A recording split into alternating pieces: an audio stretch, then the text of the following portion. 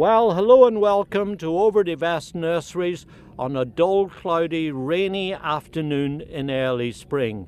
And here on the nursery, where we grow a very wide variety of all sorts of outdoor garden plants, I'd like to suggest that you think about clicking and subscribing to this channel, because we're busy posting new videos all the time. And if you're a subscriber, you'll find that those videos, as we post them, will turn up automatically in your feed. And then you'll find lots of, I think, interesting plants that I hope you'll be able to consider growing in and around your home. Ones that have been especially selected for their suitability for this region. That's the Northeast and Mid-Atlantic states of the US. Now, as you see, we've got some very pretty foliage plants, some lovely flowering shrubs, very nice ground covering perennials, some lovely rhododendrons and azaleas, and right next to them is a pretty little blueberry that I thought you might want to know about, because this you can grow as a very attractive little ornamental plant as well as a cropping plant. So as well as having pretty flowers and nice fall color on it too, this one carries lots of really tasty, very sweet, bright blue colored blueberries, and in fact it's one of the largest fruiting varieties in the HalfHighbush Blueberry range. And that's what this one is. It's a HalfHighbush Blueberry. What that means is it's a hybrid between the highbush blueberry and the lowbush blueberry. That means that it only grows about 3 to 4 foot high. So it's a very good size for the average home garden. It also means that, as you see, it carries lots of these pretty little bell-shaped flowers that are produced in profusion in spring. And then, because these are self-fertile, they pollinate each other. Then if you've got one plant, it will still carry blueberries.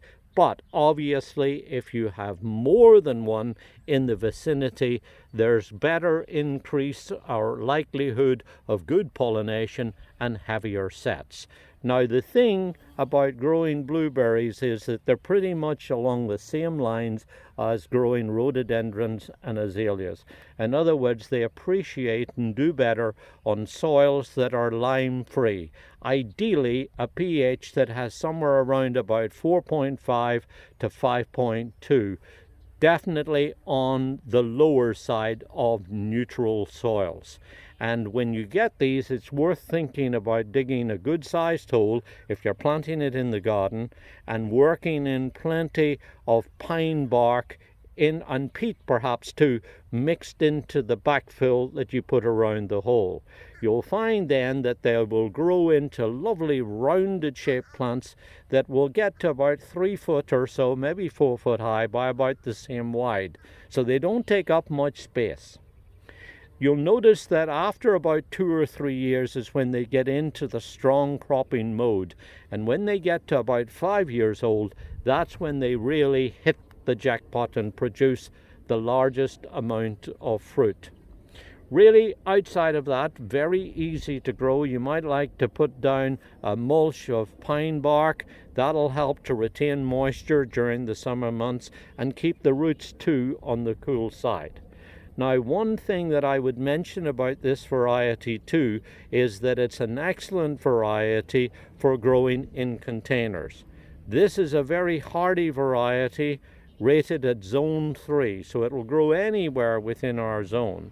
And if you've got a soil that's perhaps got a little too high pH and it's difficult to grow blueberries, then this one will do very well in containers, and so that might be something that you would look about doing. Or perhaps either you might think about creating a raised bed and import some soil that's lime-free, and you'll get them off to a good start. Once you get it growing and it begins to fruit, you probably need to think about putting some netting over the plants, because if there's one thing that birds really like to peck at, it's blueberries. So you're probably going to have to protect your crop from birds that are likely to want the fruit just as badly as you do. So that's it, really. A really terrific little HalfHighbush Blueberry. This is the variety Chippewa.